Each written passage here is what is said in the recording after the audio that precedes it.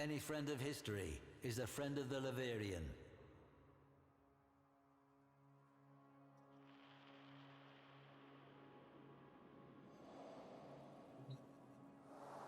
Ash, Avatar of Murder, patron saint of the Orokin school of political assassination, known as the Scoria. Each assassin bore a mark, a swirling, smoky black jewel between their eyes. You are forever the Scoria. The Scoria is forever you. No devotee knew of any life, any thought that was not Scoria doctrine. For every question, so the Orokin of the Scoria said, Ash was the answer. Two notable students of the Scoria's anthracite halls were also two brothers, Dom and Pilio. Dom was nimble, cunning, and a quick study with the blade. His brother, Pilio, however, was not so gifted. While he idolized Ash, worshipped him, Pilio lacked Dom's grace and clarity, and Ash's ruthlessness.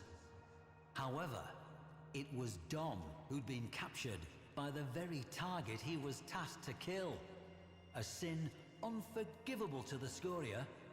So it fell to Pilio, the lesser, to uphold the Scoria by taking Dom's life. By this, the Seven would have assurance that Dom's flaw was not a familial trait. You see, as you might expect of an Orokin school of murder, the Scoria were ruthless when it came to academic excellence. With Dom dead at Pilio's feet, two essential killings would have taken place. That of a failure, and that of any shred of pity within Pilio. Ash would oversee Pilio's mission. Pilio's soul was to die that day, as the life drained from his brother's eyes, or, if he could not do so, beneath the blades of his lifelong idol, Ash.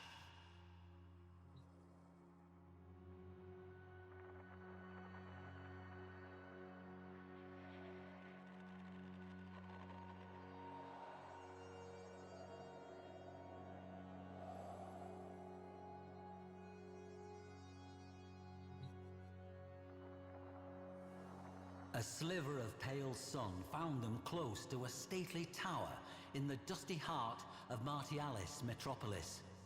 Coils of red Martian dust trailed tongues from the dark metal of Ash's Edo epaulets. The boy idolized the Warframe and was eager to prove himself, even as some part of him felt cold and afraid at what he must do. Doubt is betrayal, taught the Scoria. Pilio recited this, but could not quench the fear he felt. Fear of what he must do, and fear of what his hero and idol would do to him should his faith fail. Ash gave the signal. Pilio shot forward in a bold, unconventional dying vine pattern, readying the Scoria-favored dust fang technique. The tower guards squinted into the amber light of the Martian sunrise as a flash cloud of smoke flooded the lane before them. Shaking sleep from their heads and still thinking of breakfast, the guards readied themselves.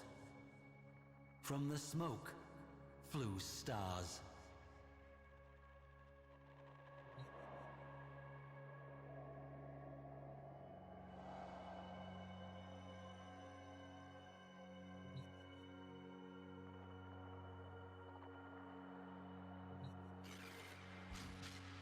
Staring into the lifeless eyes of the guardsman at his feet, bile rose in Pilio's throat. The boy berated himself this weakness, this disgust. Touching the symbol of his order, the smoke gem between his eyes, he muttered a prayer for strength. Stepping over the carpet of bodies, Ash crept into the courtyard, knowing full well the 50-strong house guard would show itself in force. With a sudden clatter, reinforcements lined the courtyard walls, balconies. The Scoria had a saying, You are immortal. One mistake makes that otherwise. Ash had never made a mistake. Here were 50. With one swift movement, the Warframe swatted the boy into cover, unslung his Corster bow, and sprang into a flawless grey chrysanthemum combat solution. Shame reddened Pilio's face as the courtyard lit noon bright with the glare of 100 muzzle flashes. His blade dry in his hand.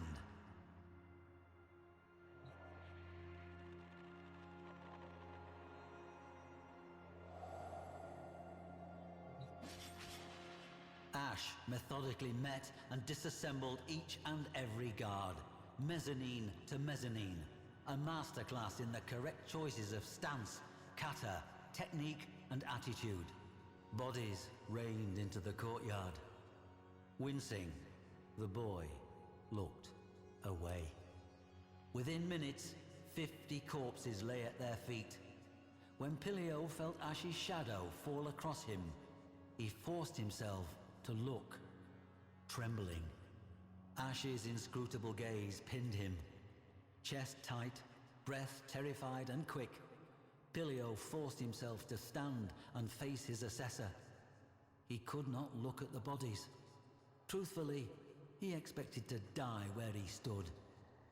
If the Warframe approved or disapproved, he gave no sign. Rather, Ash opened an arm, showing the way toward Pilio's final trial.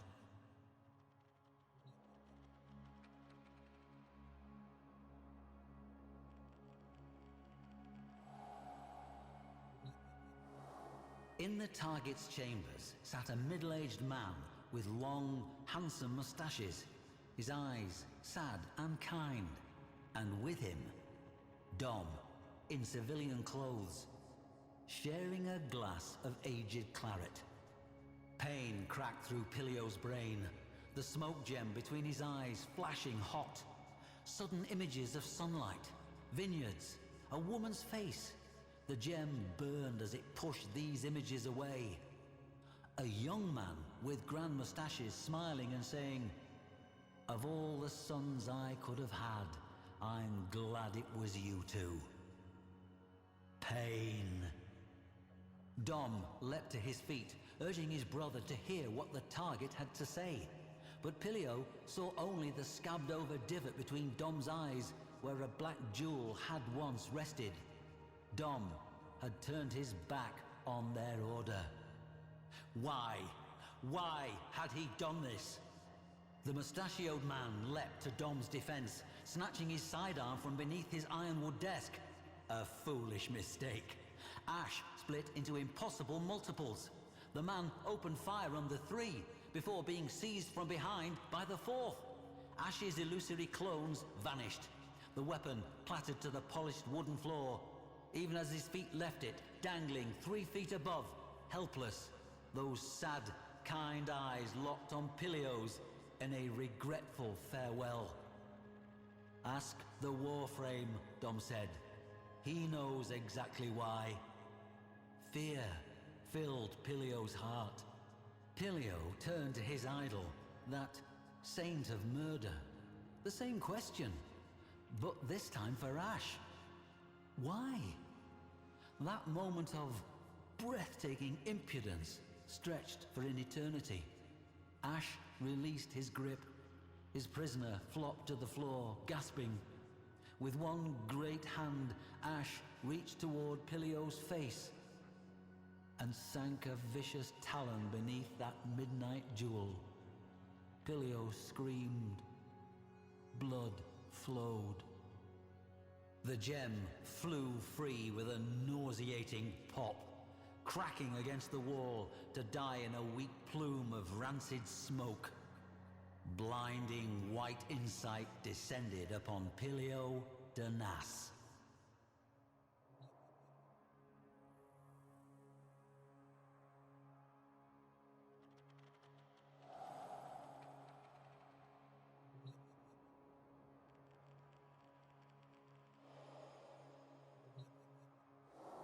Pilio was Pilio de Nas, Everything the Black Gem had walled off within his mind was now laid bare.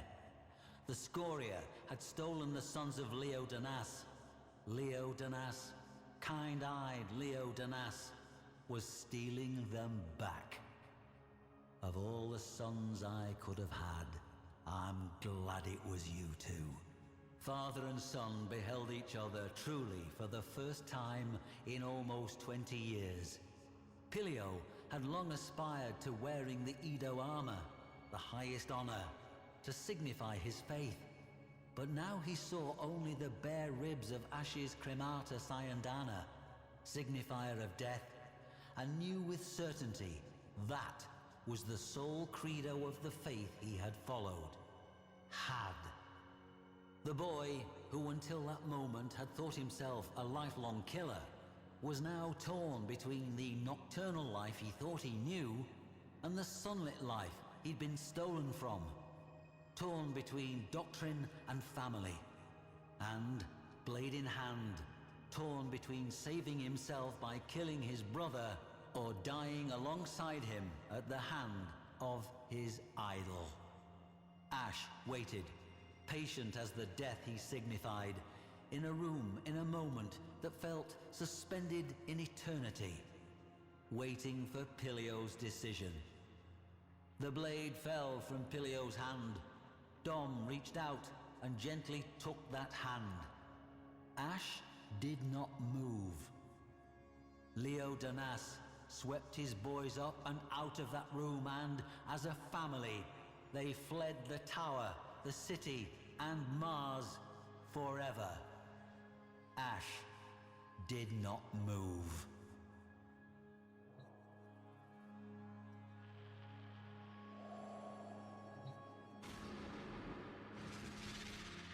So, what are we to make of this? Why did Ash, focal figure of the Scoria, go against doctrine and permit two boys who were both failures and traitors to fly free?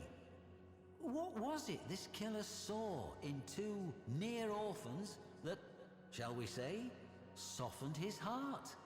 We do not know. Neither did Pilio, whose memoirs bring us this story. But we do know this.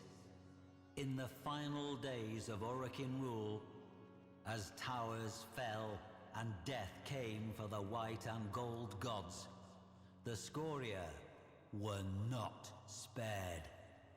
No, rather their senior ranks, the mentors and chief assassins, were exterminated to a figure in a pogrom of ruthless and breathtaking efficiency. A near total destruction, led, in the main, by Ash. Curious, no?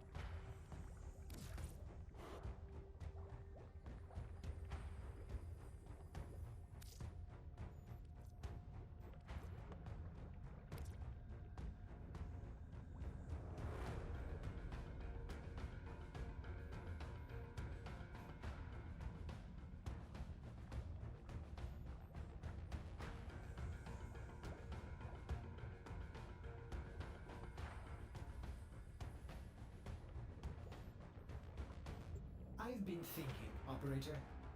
I thought you'd want to know.